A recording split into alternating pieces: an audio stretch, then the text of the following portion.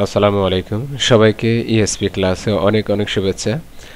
বরাবর মতোই আমরা আজকেও একটা নতুন একটি টপিকস নিয়ে আলোচনা করব, আর সেটা অবশ্যই দেখে নিবে ইংলিশ গ্রামারের একটা টপিকস। তো আমরা এর আগে বিভিন্ন ধরনের টপিকস নিয়ে আলোচনা করেছিলে। আজকে যে টপিকসটা হচ্ছে সেটা হচ্ছে অ্যাট প্রেজেন্ট, আর একটা হচ্ছে প্রেজেন্টলি। এই দুটো ওয়ার্ডের ভিতরে বা এই দুটো ফ্রেজের ভিতরে, অর্থাৎ এটা একটা ফ্রেজ আর এটা হচ্ছে ওয়ার্ড, অর্থাৎ এই দুইয়ের ভিতরে পার্থক্যটা কি সেটা আমরা দেখব।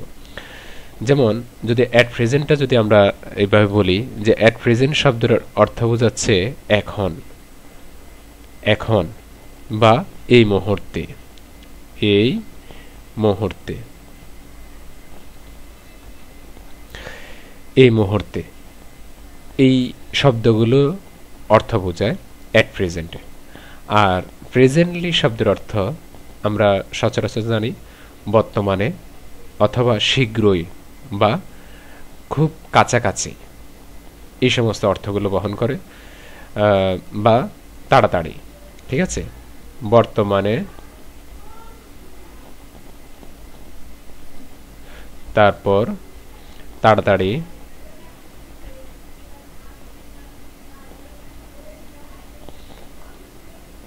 বা কাছাকাছি।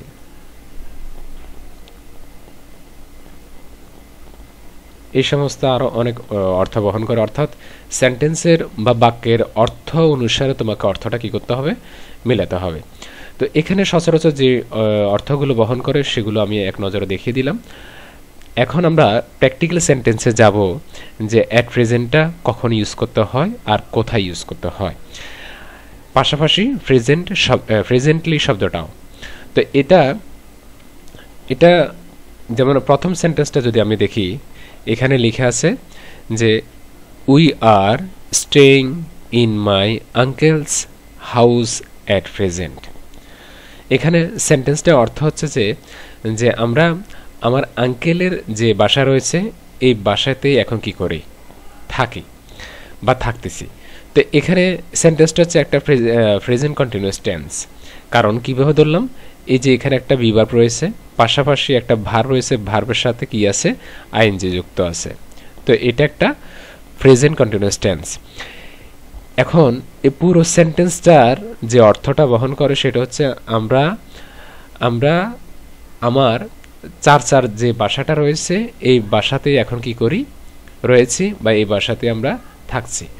তো এই মুহূর্তে, এই মুহূর্তে শব্দটা বহন করে, অথবা এখন এই কথাটা দিয়েও তুমি এই সেন্টেন্সটার অর্থ কি করতে পারবে, মিলাতে পারবে।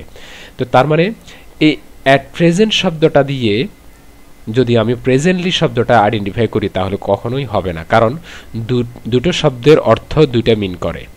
সেই জন্য কোথায় অ্যাট প্রেজেন্ট বসাবে অথবা কোথায় প্রেজেন্টলি বসাবে সেটা আমাদেরকে জানতে হবে। দ্বিতীয় সেন্টেন্সে যেটা আছে, যেমন I will come home presently. এখন প্রেজেন্টলি শব্দের অর্থ তো অনেকগুলো অর্থ বহন করে, বর্তমানে, তাড়াতাড়ি, কাছাকাছি, অনেক কিছু, বা শীঘ্রই, ঠিক আছে, বা খুব সন্নিকটে, এই সমস্ত অর্থগুলো বহন করতে। এখানে তুমি যদি বলো I will come home, I will come home presently, অর্থাৎ তুমি বাংলাটা যদি এইভাবে বলো যে আমি বর্তমানে বা আমি এই মুহূর্তে বাসায় আসব, কিন্তু সেন্টেন্সটা অর্থটা সঠিক হবে না। কেন? এখানে এখন কিংবা মুহূর্তে এই সমস্ত অর্থ প্রকাশ পাবে না, কারণ আমি বলে দিয়েছি যে প্রেজেন্টলি শব্দের অর্থ যে সমস্ত অর্থগুলো বিশেষ করে প্রকাশ করে সেটা হচ্ছে খুব শীঘ্রই, বা তাড়াতাড়ি, বা বর্তমানে, বা কাছাকাছি। এই সমস্ত শব্দগুলো দিয়ে তুমি কি করতে হবে, এই সেন্টেন্সটার অর্থ মিলাতে হবে। যেমন আমি যদি এই অনুসারে যদি অর্থগুলো আমি বলি, যেমন I will come home presently, আমি শীঘ্রই বাড়ি আসব, বা আমি খুব শীঘ্রই, বা আমি খুব তাড়াতাড়ি বাড়িতে আসব।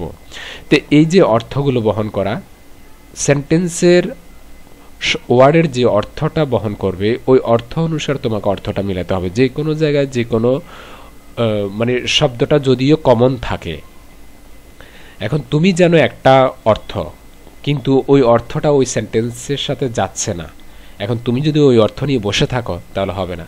অর্থাৎ পুরো সেন্টেন্সটা তোমাকে দেখতে হবে, দেখে তারপর এই পুরো সেন্টেন্সের অর্থটা কি প্রকাশ করে ওই অনুসারে তোমাকে ওই শব্দের অর্থটা কি করতে হবে, প্রকাশ করতে হবে, পুরো সেন্টেন্সের উপরে নির্ভর করে।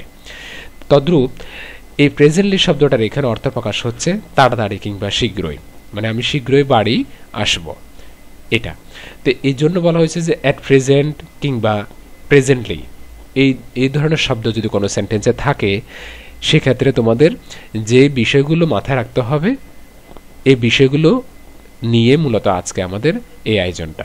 যদি ক্লাসটি অবশ্যই তোমাদের কাছে ভালো লাগে, বিশেষ করে আমি এটা বলবো যে যদিও তোমাদের কাছে বিভিন্ন ধরনের টপিকস চাওয়া হয়, এক একজন কমেন্টসে এক একটা টপিকস নিয়ে আলোচনা করার জন্য বলে, তো আমরা চেষ্টা করতেছি যে প্রত্যেকটা টপিকস নিয়ে তোমাদেরকে লেসন দেওয়ার জন্য।